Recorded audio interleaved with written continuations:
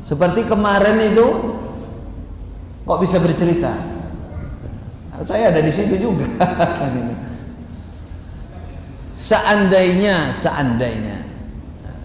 kata teman-teman, tidak ada permintaan dari kepolisian dan bahkan tidak ada permintaan dari MUI tetap mengundang, ya kita tetap datang apapun yang terjadi. Nah, itu. Tapi bagaimana disuarakan, dibalik katanya JRK yang ingin membongkar rahasia dan merekalah yang ingin menghancurkan kita, seperti itu.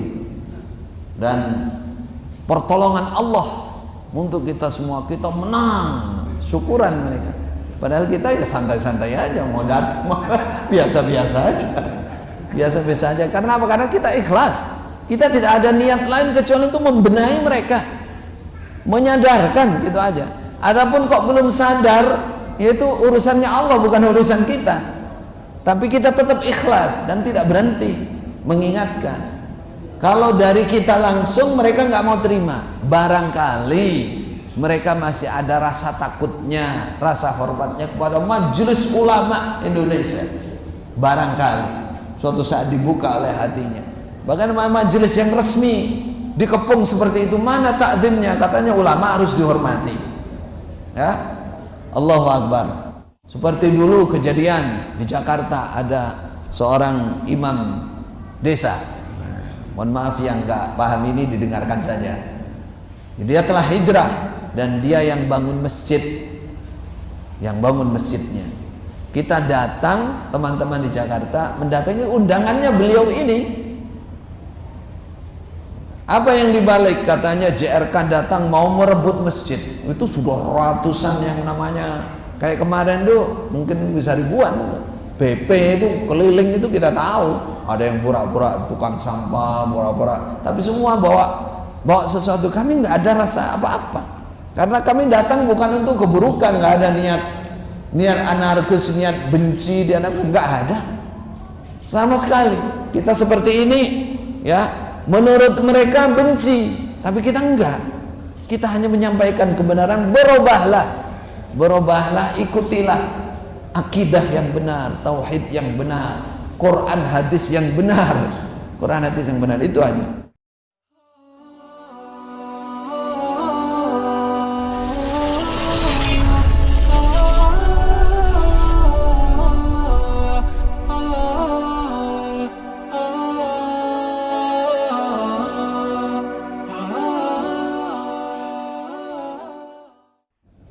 Innamal mu'minuna alladzina idza dzukirallah wajilat qulubuhum. Sungguh orang iman itu pembuktiannya adalah ketika disebut nama Allah maka takutlah hati dia. Saudaraku, ini hal yang perlu kita belajar. Pernahkah kita disebut nama Allah ataupun siksa Allah, hati ini menjadi takut? Takut betul dengan neraka Allah. Berapa kali dalam sehari kita merasakan itu? Atau berapa kali dalam satu minggu kita merasakan itu? Berapa kali dalam satu bulan merasakan itu? Berapa kali dalam satu tahun merasakan itu? Konsekuensi iman. Artinya ketika kita belum menjumpai, belum mendapati hal itu, perlu koreksi. Di mana iman saya yang perlu diperbaiki nih? Kenapa saya sebut siksa Allah bahkan tidak takut? Bahkan dilecehkan, misalkan dianggap guyonan. Di mana iman kita ketika demikian? Padahal di sini innamal mu'minun, sungguh yang namanya orang iman itu dia takut kepada Allah, dia takut hatinya ketika disebut nama Allah. Wa idza tulat alaihim ayatuhu zadathum imana. Ketika dibacakan ayat-ayat Allah pasti tambah imannya. Kalau kita belum tambah iman setelah dibacakan ayat, ini pertanda iman kita sangat lemah. Kita masih jauh, kita masih ada PR banyak untuk menyempurnakan iman kita. Dan wa ala rabbihim yatawakkalun. Mereka hanya berpasrah kepada Allah, Saudara, kalau kita tidak punya niat buruk apapun, yang terlahir di diri kita itu ya bertawakal kepada Allah, nggak ada rasa apa, karena kita nggak ada niat buruk. Seperti kemarin itu, kok bisa bercerita? Saya ada di situ juga. Seandainya kata teman-teman, tidak ada permintaan dari kepolisian dan bahkan tidak ada permintaan dari MUI tetap mengundang, ya kita tetap datang apapun yang terjadi. Nah, itu. Tapi bagaimana disuarakan, dibalik, katanya JRK yang ingin membongkar rahasia dan merekalah yang ingin menghancurkan kita, seperti itu. Dan pertolongan Allah untuk kita semua, kita menang, syukuran mereka. Padahal kita ya santai-santai aja, mau datang biasa-biasa aja, biasa-biasa aja. Karena apa? Karena kita ikhlas. Kita tidak ada niat lain kecuali untuk membenahi mereka, menyadarkan, gitu aja. Adapun kok belum sadar, yaitu urusannya Allah, bukan urusan kita. Tapi kita tetap ikhlas dan tidak berhenti mengingatkan.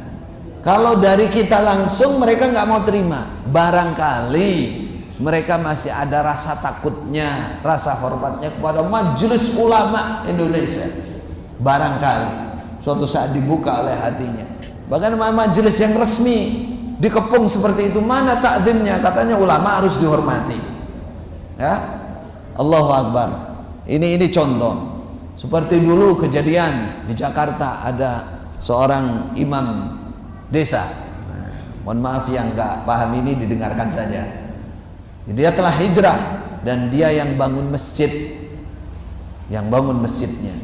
Kita datang, teman-teman di Jakarta mendatangi undangannya beliau ini.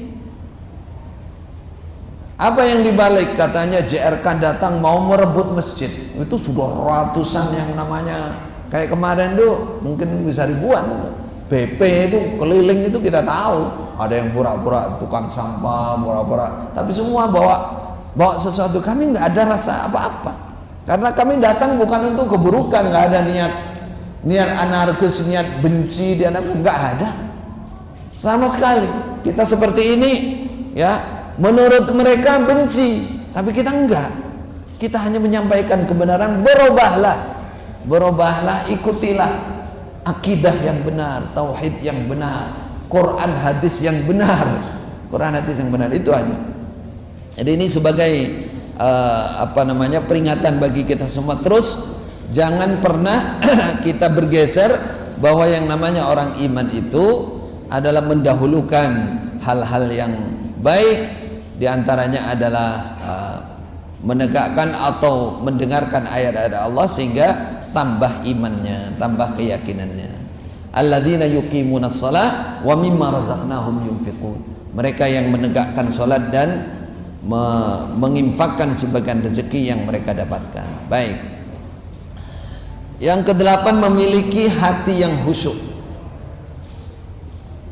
dan berzikir kepada Allah dan menetapi kebenaran. Baik. Yang akan kita tegaskan di sini, saudaraku, terutama yang hijrah, dulu kita masih bisa melihat setelah sholat, ya, contoh ya, setelah sholat lama duduk, bahkan ada yang angkat tangan itu sampai kelihatan ketiaknya. Ya, mungkin ada di sini orangnya. Setiap sholat wajib, sampai saya ditanya sama syekh dari Mekah, guru saya yang datang, iki jaluk udan apa piye? Jadi beliau ngimami, ada beberapa yang angkat tangan tuh tinggi sekali. Katanya syekh, ini doa minta hujan apa bagaimana? Kan sunnahnya kalau minta hujan memang tinggi itu. Ini nggak minta hujan kok tinggi banget gitu.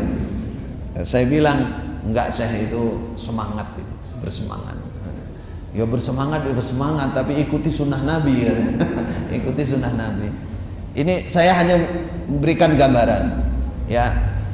Bangun malam, misalkan dulu tertib, kelihatan gitu. Pertanyaannya, setelah hijrah itu bagaimana kehusyuan kita?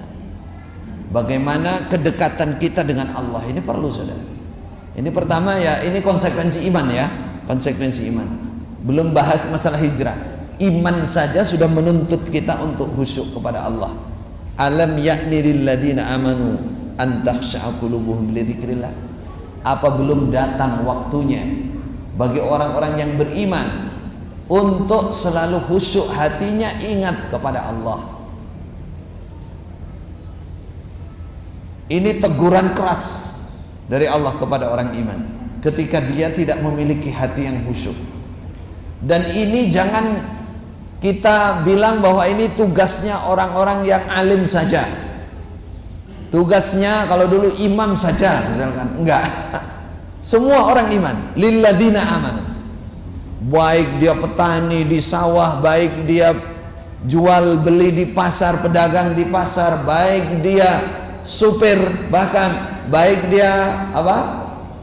Kalau dulu ojek, sekarang keren namanya sekarang. Ojol lah. Nah, itu.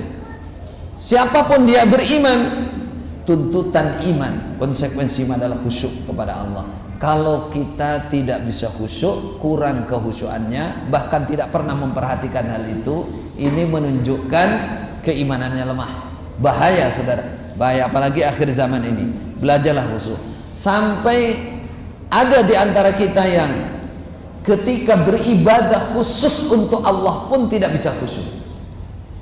Sampai posisi yang terdekat dengan Allah yaitu sujud juga nggak bisa khusyuk. Innalillahi wa inna ilaihi rajiun. Ini musibah besar saudara. Maka belajarlah, belajar. Bagaimana sujud kepada Allah tidak bisa menangis. Minimal hatinya, bahkan tidak bisa ingat kepada Allah. Ini bagi orang iman ini aib yang sangat besar. Maka belajarlah khusyuk. Khusyuk itu konsentrasi, hatinya ingat kepada Allah. Wa ma nazala minal haq, dan kebenaran yang diturunkan oleh Allah, Al-Quran dan Sunnah. Al-Quran dan Sunnah. Yang terakhir adalah sabar. Terakhir untuk catatan ini ya, konsekuensi iman, sabar dan tabah dalam menghadapi semua cobaan dalam keimanan. Ahasiban nasu ayyutraku. Ini dalilnya dalil lama semua ya. Bahkan depan saya ini banyak yang khatam. Namun sekarang perlu diperdalam lagi, dibenarkan hal-hal yang dulu kita menyangka-nyangka. Iman kita dulu juga zon. Zon itu yang persangkaan. Padahal ayat yang kita baca sama, tapi kita tidak terlalu mendalami ayat-ayat dan hadis yang kita baca. Yang ada di benaknya pokoknya doktrin yang tiap hari kita dengar itu. 5 bab, sambung, persenan. Oh itu aja yang ada di benaknya. Enggak pernah atau jarang sekali membahas apa itu iman, apa itu konsekuensi iman.